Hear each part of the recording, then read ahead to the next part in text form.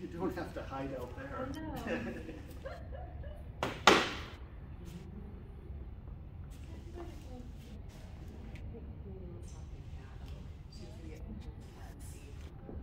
Alright, well this is another really cool exhibit. I think it's personally one of my favorites. This is Robert Coleman Jackson. Do you go by Rob or Bob. Bob. You know, art's always formal though, right? And well, we're going to start off with just real informal. What do you think people would find interesting? So can you tell us a little bit about you and your background and Sure. about the exhibit? Okay. I've always found myself unusual amongst artists in that I did not go to art school. I actually went to college studying electrical engineering, whole different field. And my senior year in college, my wife bought me a set of oil paints, or who was my girlfriend at the time. I sometimes wonder if she really regrets ever doing that. But as a young senior in college, you get a set of oil paints for Christmas and you have no idea what to do with them. So I took Painting 101. Wonderful guy that painted abstract work with squeegees. I loved it. I couldn't take, I just wanted to paint every day. I sat in the art department painting. He said, well, Bob, why don't you get a master's degree? Stay here, study with me, get a master's degree. I said, cool. And I said, so tell me how that works. He goes, well, what do you want to do for your life? And I'm like, well, now I want to be an artist. And he goes, yeah, but what do you want to do to make a living? And I'm like, what are you talking about? And he goes, well, you have to make a living. And I'm like, I understand that. If I get an art degree, I want to be an artist. And he goes, well, less than this many of my students have ever made it as an artist. And I said, well, what do they do? He goes, most of them become art teachers. The rest work as a bank teller or work in a coffee bar or in a bookstore, and they do art on the side. And I went, wow, I have an engineering degree lined up. I have a job lined up. If you have to paint on the side, I'm going to go do that. And so for about 5 years, I painted on the side, which I don't know if any of you have a hobby like that. When you try to do a hobby and make any money or do full-time work, like you never do part-time work and make full-time money. So, because I thought someday I'm going to paint enough that I can just quit. Well, eventually started having kids. I got married real young, started having kids, and came home to tell my wife, yeah, I can't take this. It's kind of like that movie Office Space, where sitting in the cube, engineer, designing radio systems. I can't do this for my whole life. I'm going to be an artist. So I took the plunge. I was maybe my friends, now say I'm lucky that I didn't only have the one option of art, because it was my hobby, it was my passion, it was something that, it's funny, as I've gotten to meet artists around the country over the years and stuff, I do think that it was good the way I did it, and that I'd go up to New York and walk the galleries, I'd see all the art, I was enthusiastic, and before people started joining me and riding up in my van, and I'd have like 8 people come with me, and I'd get up to New York and go, where are you all going? And they're like, oh, we're just following you. Like, you guys are all the art majors, you all have the degrees, but they wanted to see what I was taken to. But I love so much. It's not just representation that goes from abstract all over, but you choose a style. It's kind of like, just because your country doesn't mean you can't like heavy metal or something. You have a whole bunch of choices. But this is the path I've chosen, and I feel like it's pretty uniquely me. I started with this as a still life painter, and still life painter sounds pretty boring when you tell people. It's a tabletop with bananas and some flowers and a wine bottle or something on it, and that's what still life is. And originally, when I started out, I started painting that way, but then my fun took over, and I started giving a purpose to different paintings. So it started becoming more like this, and I have been full-time in it for 25 years now, maybe a little longer than that. So as they talk about that, I heard him over there talking about making a living from art. Yeah, it gets more than just buying a house. My kids, I am an empty nester as of this year. He's in college, but I have had 2 others go through college. Now I've got as an artist, so not bad. It's worked out for me. So keep me going. I mean, if there's questions you have, or you want me to talk about specific works. Well, let's start with the still life. These are very carefully arranged. Yes. So maybe talk a little bit about why the arrangements and why you choose what you Sure, sure. So the funny thing about this, years ago, I said I started originally painting traditionally like everyone does, you know, in the still life, and you put it on a table. And I started getting bored of the tabletop, and I found my first soda crate in an antique shop, and I'm like, ooh, those are so nostalgic, they're colorful, and they allow me to put text in a painting. So I thought, these are really cool. So I completely lost the tabletop and started using the soda crates. Then I started having fun, and years ago, and I wish I could know who the collector was, because it changed my whole life. But years ago, this guy came up to me at one of my openings, and I had half the paintings that were kind of traditional looking and half that were somewhat like this. And he said, you know, you've completely changed the way I collect art. I said, what? I mean, you know, this is 20 years ago. I said, how? And he goes, well, I have a very big art collection I'm very, very proud of. And when I have parties at my house, people come over, they look at, you know, they walk through, they never have to look at the art. The art blends in perfectly with the house. It becomes, he used the term wallpaper. It becomes like wallpaper. He goes, then I bought one of your Wilder pieces, and it screams for attention. And every party, even if I don't want to talk about it, we end up having to talk about your art. And I kind of jokingly said, yeah, I'm sorry about that. He goes, no, that's what art is supposed to do. It's supposed to engage. And I thought, wow, from this point on, I'm never going to paint a piece just for the sake of painting a piece. You know, anyone who sees me around my town, I have a little town that has 2 traffic lights, but you know, and I sit in the coffee bar and all that. I always have my sketchbook, and people go, you know, what's in it? These beautiful drawings? No, most of the time it's words and writing and thoughts and thinking what I want to do. And I do have sketches, and maybe 10% of them eventually become a painting, but it's just like, I keep it going. And I'm not that kind of person like you see in the movies that has a big white canvas, sits in front of it, smoking the cigarette, stepping back and forth, you know, what do? I'm waiting for inspiration. I know like 5 paintings in advance what I'm gonna do. Like when I'm done with one, I'm ready to go with the next. And it kind of goes off ideas. They change as I'm working on them, but you know, that's kind of what happens. So, did you want me to, you said that you want me to talk about specific paintings in still life? Or well, the arrangement, why you pick the objects you do and how you place them. You know, it's funny because I am a very centered, balanced, and people go, is that your engineering? I don't know, it's just the way I see life. You know, I have friends that goes, why don't you get off the canvas sometimes? And I paint right up to the edge at times, but not often, something halfway in. It's just, you know, we all develop our aesthetic, and it's, to me, still life and why I like it is, to me, it's the most sculpture. You think of like landscape and figurative work. The still life, I create a sculpture. You know, you come in and you create a sculpture, and then you immortalize it for people, and then you rip down your sculpture. You know, that's basically what happens. So I kind of like that.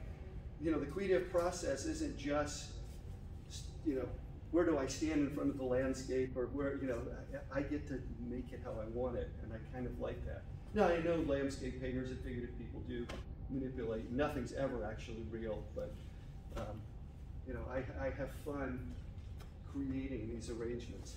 And usually they come off of, you know, words or thoughts, or, you know, you see things, and, you know, like this one, I'll give you an example, this big one back here, I was always taken in Chicago when I go there, that Caballé painting of Rainy Day in Paris. I don't know if you've ever been there and seen that.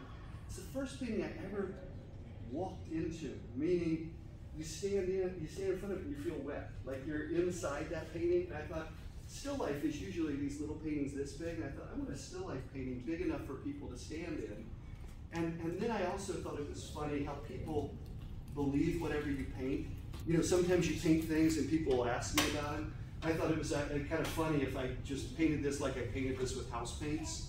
And you know, so for people would go, do you really paint with house paints? And you know, so it was just more of a fun idea. And then kind of the you know, a little bit of a play with the seed that's been spit out is actually in the actual painting, or on the floor there from the painting. But it was just the idea of at work in the studio. Sorry. So, She loves her pen. oh, so yeah, there's lots of things. I have the gumball machine here. My mind does go all over. You know what? I should point it out just so you guys can see. About the, yeah, so you guys can see. This is actually my studio, what it looks like. About 6 months ago, there's a retired man that was, I opened my front door of my studio to walk out in the street, and he's like, I've been trying to find you for like 4 months. And I'm like, I've been in here. And he goes, yeah, no, I was afraid to talk to you. He goes, can I build your studio in miniature? I'm like, what? Yes. So he is, built this and happened to get it done right before this. And I called up, I'm like, this has to be in there because it really just shows, what the inside of an artist studio is like in the process. So, and all these things, like even the gumball machine, give you an idea. An artist's life is pretty quiet, pretty simple, right? I take a walk a couple times a day because a few years ago, I broke my back. I fell off a ladder when I was like, real close. And I throw all my change on the railroad tracks, and then I stamp it with my business card. So I have those in there. So dope. What's that? I said that's cool. That's cool. Yeah, it's kind of a fun thing. And it actually worked, believe it or not. I've been sitting in a place and someone says, what do you do for a living? And I give them the coin, and I've gotten a call months later like, okay, I'm ready to buy one. Like, what? So I'm going to keep walking past the railroad tracks. Let's see. And then the newsstand just is I like color. I like playing. And I thought, museums can be a stuffy place at times. And I thought, how fun is it to put the catalogs for the show in a newsstand there for people? So I've used that in my New York show. I've used it in other museums. Same with the gumballs. My New York gallery always gets mad because New York's very stuffy. And I always make him do something. So when I brought the gumball machine in his gallery, I had the other half full of gumballs. I thought, museum's not going to like that. But he's like, you're not going to make me put this in. I'm like, oh yeah, I'm making you put it in. And the next thing I know, all the gallery staff's kids are there at the gumball machine. He's sending me pictures. I'm like, say, I told you, George. He's like, you were right. He goes, this is fun. So, but any of the pieces you want to ask me about, or you have a next question? Or? Well, a lot of them have some really interesting stories too. Well, almost all of them Yeah. do. Yeah. To a certain extent. Is there any ones in particular that are some of you that would be a good story? Well, a couple of them. I mean, the big one of me, I don't often paint myself. That was the first painting I painted after I broke my back, so it means something to me. And it's a horrible title, and I don't have a back brace on it. It's called Myself as a Still Life. See, I still have a little bit of humor there. I was pretty close. I was painting up on a ladder in front of my studio, and I fell, brightest guy, had a paintbrush in one hand, can of paint in the other. You see what the problem is with that? There's a sidewalk. I landed on the sidewalk back there. So there's the paintbrush I was holding, the can of paint, the splatters. I went out to the sidewalk and looked at the splatters. But this one I did completely in the back of my studio, which you don't see in that little thing. I have a second room, and there's a mirror back there. So I'd walk back there to look at my face, kind of like this, and then come back out and paint my face and put myself up there. And I've always had a pretty positive look on it. And actually, I tell people, man, I haven't pulled my back since I broke it 3 years ago. You know how people like my age, you bend over to tie your shoe, or you get up off the couch and you pull your back. Yeah. And now I walk 6 miles a day now, so that it's that way. But I feel better than I ever did. So I want to feel good breaking back. It's like chiropractic, I broke L1 through L4 and the ribs over here. So it's just one of those that my kids, when I did it, they thought I had Tourette's because the muscles were. But I put the balloon dog in here to remind me, that life's still going to come back out around. And then just, I like the word now because I was like, I kind of live for the now. I mean, because I have another friend who did something similar, and he's gone. I mean, you know, he has no legs, arms, anything. So I'm darn fortunate to live in the now. And then I always see it, maybe it's a dyslexic thing, but I see it backwards, won, I won. You know, so it's both things on there. Wow. So let me see, another one that would be fun to show you is the one with all the handprints over here. I'll bounce you back or forth around. This one here, I don't know, like I said, I like all sorts of art. And this one makes me think of Jasper Johns. But I thought, can I make a realist abstraction? Can I make a realist painting that's completely abstract? So I painted all my soda crates first. Very, you know, just technically a hard painting to do. Because I put them all down, had to let them dry, and then I literally did mix each color on my palette and squish my hand around in it. And the scariest thing ever is to do that onto your canvas. And then you don't want it to look like handprints on a canvas.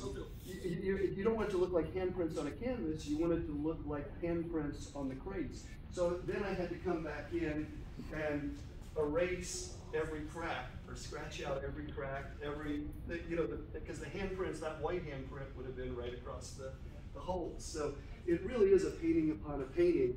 And then I think it successfully works. The color, you know, I had to sit back and, you know, different from me, go, okay, where do I need a blue? You know, and I felt like, yeah, I channeled a little bit of Jasper Johns in that. I have, let's see, here's another big one. Since it's right under my name, I can mention that. This one, I started years ago. People ask, and I know they've got a lot about balloon dogs and stuff. It's funny, years ago, one time I saw a clown. I love the painter Wayne Thiebaud. I don't know if you all know, but a very he did cakes and pop. And he owns every cool object, anything you want to paint. Kind of Wayne Thiebaud has it. And I was at a ballpark and there was a clown there twisting balloons. And here's a baseball game going on, but there's like 20 kids in line for that clown. Wayne Thiebaud doesn't own it. Now, of course, these days, Jeff Koons kind of owns it, but I did it about the same time. I'm just not as famous. But I started painting balloon dogs because they let me put a personality into a still life. So everyone always sees them as very active and moving, but it still is a still life. You know, people, oh, this is doing that, and this is doing that, and they've been very popular, and people started knowing me from it. And a museum called me up and wanted to do a show just of my balloon dogs, and that was in Connecticut. I'm like, you know, only 10% of my paintings are balloon dogs, and they're like, no, we want it, and it was, I had fun with it. So, and there's always a few that end up in the shows. But this one I decided, I'm always just about every color other than brown most of the time. I don't like brown too often. But this one I decided to do a painting of just the primary colors. See if I could just yellow, blue, and red, and have fun with it. So I kind of, it still feels very colorful, but I just kind of, you know, you give yourself a little bit of a challenge, and people always tell me it's a little twisted, dogs eating dogs. But I love it. No, not so. Other ones that anyone wants to ask about specifically, or? I think that one is just really interesting. The far down here? As far as Monty Python. Yeah. Well, you know, it's funny, my kids always, you know, they're grown up, but they always used to laugh, and my kids are all kind of thespian type kids, and you know, they were always in every type of program at school and the musicals and all that. So they always, you know, even church bulletins, they're like, Dad, show me your bulletin today, or show me your program. I'm like, no. Because I always have pens with me, and I'm always writing ideas. So you might hear something like, you know, always look on the bright side of life by Monty Python. Ooh, that gets written down, and what would I do with that? And yeah, I even have a self-portrait in there. You know, you can see, you know, this is me kind of twisted back in there, and just the idea of fun and life, and then it's got the lucky penny, it's got the 4-leaf clover, you know, and then the sunny side up, you know, seeing the sunny side of the egg, which I think it might have even started with that, because I always wanted to figure out how could I paint a fried egg or a sunny side up egg, because I love the way they look, but they're flat for a still life artist. And I'm like, how can I this stuff lets me tack up an egg, which is kind of a silly thing to do. Let's see. Yeah, I think, oh, you know what? This is a fun one too. Because when I talked about I like a lot of different art, so there's a whole bunch of different things in here that can range. And it's funny, as an artist, and you guys, talking about museums, it was almost easier to copy an Andrew Wyeth than a Basquiat. Or like if you had to copy Jackson Pollock, put it in the right spot, it's really hard. But to copy the representation is much easier. People always ask, what's this? This is my son. So he was somewhere like 4 or 5, really young, and it's one of my favorite pictures in the whole wide world. The house burns down, I'm going to grab that thing. It's because it shows me exactly how people see themselves. Because a 4-year-old looking in the mirror, goes like this, now it's time to draw my mouth. Now it's time to do my eyes. And it's got all those moments where he's looking at himself, the eyes tilted off, the teeth showing, now let me see my ears. The ear. So everything's spinning that way that someone would see it. But yeah, so, and all that's part of art. 5 of Hearts, this is my family. I've thrown that in a bunch of paintings. There were 5 of us. So. And also, I put the word etch here because I'm always intrigued by how certain images etch in your mind. So like, and then other ones, I like the idea that people can go through a museum and there's one certain painting that stands out. But how does that happen? Like people know Grant Wood, they kind of know his American Gothic. They don't know the rest of it. What is it that makes one just boom, stick into the psyche of people?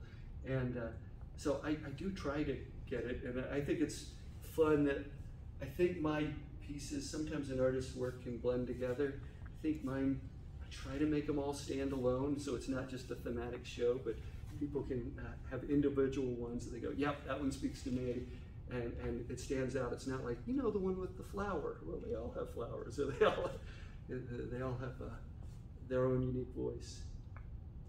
So you mentioned earlier that your artwork is uniquely you. Yes. And I think we can all see that, but I want to hear in your words how you feel your artwork is uniquely you. Yeah, I think for me, it's funny, and once I got in art world, and maybe it's changing a little bit, but art is serious, and you say you Bob or Robert, I'm Bob, but art, I never quite understood how people, like a musician, artists are like, you're only supposed to paint for yourself, it doesn't matter, it's only supposed to, but a musician wants everyone to hear their song.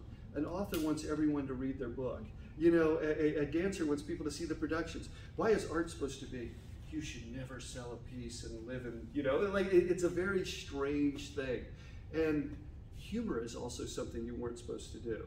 And for me, I look at someone like the Coen brothers who did they finally won their Oscar for No Country for Old Men. I've watched it maybe twice. You can't watch, Big Lebowski, I've watched 100 times. It's so much harder to make humor that's not a one-liner, but that lasts and stays with you. And I try to think about that, a pain that someone could have, they go, oh, that's funny. But they can still look at it 5 years later, 10 years later and go, okay, it still puts a smile on my face. I think that's a tough thing to do. And so I do like to have humor, and I try not to be trite or superficial, and try to make it so it lasts and is thoughtful humor, and I'm not mean with it. It's I think I have a hopeful view of life, which is sometimes hard. There's my COVID piece back there. The little teeny one with the dog slowly falling into unreality, or losing reality. But we've certainly encountered a lot of that recently. That one with your watermelon, it's just an action scene. I'm watching them chewing and throw them out, and that seat spinning, just the spin each one. Who's getting the farthest? But yeah, and You know, it's funny, even as a realist painter, people think of abstract artists doing that, but as a realist, we're thinking of how does the color bounce through the painting. You know, I want someone's eyes not just to be set. I kind of like that someone's eye darts all over a painting, you know, and that there isn't just one focal point. I mean, there is, but I want people to have to explore the painting and look all over the place. I really would love to know some of the symbolism behind this piece. If you don't mind. Yeah. Some of it's very obvious, but. Yeah. Well, you know, it's a weird, you know, it's a weird life as an artist, and I keep saying, you know, how unusual it is, and then everyone got to experience during COVID, right? That for years people used to say to me, how do you work alone all the time? How do you do this? How do you manage? And then all of a sudden COVID hit, and I'm like, you guys all understand now, don't you? You know, but and maybe I was fine with it because you know you kind of missed, you know, I missed like going out to have lunch or things like that. But the solitude of still painting, and I always found it intriguing. Some artists are like, oh, it depressed me so much I didn't paint the whole time. What? You know, that was our life. That was our, and maybe that's because of my existence too, that I do work. I did learn when I did start painting, I am one of the hardest working artists I know too. Like I get in, I go to work at 7, I get home at 6 at night. You know, like and that's not to say I don't take my walks and do stuff, but I'm painting. I'm painting, and I'm happiest when I'm painting. My wife, now that we're empty nesters, she's like, "You gonna keep painting?" I'm like, "Yeah." You know, it's what I do. And she goes, "Are you ever gonna retire?" I said, "Probably no. I don't think I do. It's really what I love doing. I made a hobby my career, and I'm enjoying it. But that's not to say all of us have our dark sides. And you know, I kind of every time I paint, like this one came. You know, every time I paint myself, I'm not working from photographs. I'm looking at myself. So just like my son, it's hard to sit there and make yourself smile when you're concentrating so much. So people always say to me, you're always so serious when you do paint yourself. So I thought it was fun to, you know, look at myself, paint myself, you know, there, like it's a little painting, but as if I've removed the face. It's hilarious. Put it over there, and then, okay, there's the smiley face you guys are looking for. You know, so this is, you know, really a mirror hanging in my studio. I do set everything up. So when people do come, often I'll do things in pieces now. You know, I might not set up all those balloon dogs at the same time, but I do go down to the corner, buy a bunch of hot dogs, and I'll do the, you know, twist the balloon dogs, and so this, you know, this was set up. There's that. You can see the part of the palette over here that you can see that he actually made my palette in there. You can see that red craftsman chest is reflected back there behind me. You know, and then my apple, like the idea, it's still that humor when I was taking a bite. Sometimes you feel like screaming on a happy face too. So both of those, kind of the serious and the screaming, and then a little nod to my balloon dogs up there in the corner hanging over. You know, it's kind of funny. But yeah, you know, it's funny with the balloon dogs, you just saying it, and it gives me a thought. I used to, years ago, and people don't always find me as funny as I find myself sometimes, but the balloon dogs, people would come to my New York opening and stuff and go, I gotta ask you, do you twist your own balloon dogs? And it's such a funny thing that they're standing in a room full of this art and can ask me if I can do something, and I'll say, you know, you're asking me if I can do something any clown can do? and I'd say, honestly, it's a really difficult skill, and I keep a clown on retainer in my back room. And he's running out, and you hear his flop, and he twists it, and they look at me like, no, I don't. It's just, so that's a little bit behind the balloon dogs. But yes, I can twist a balloon dog, and it's not a hard thing to do. So are the crates because that was one of the first things that inspired you? Yeah, you know what? It's funny.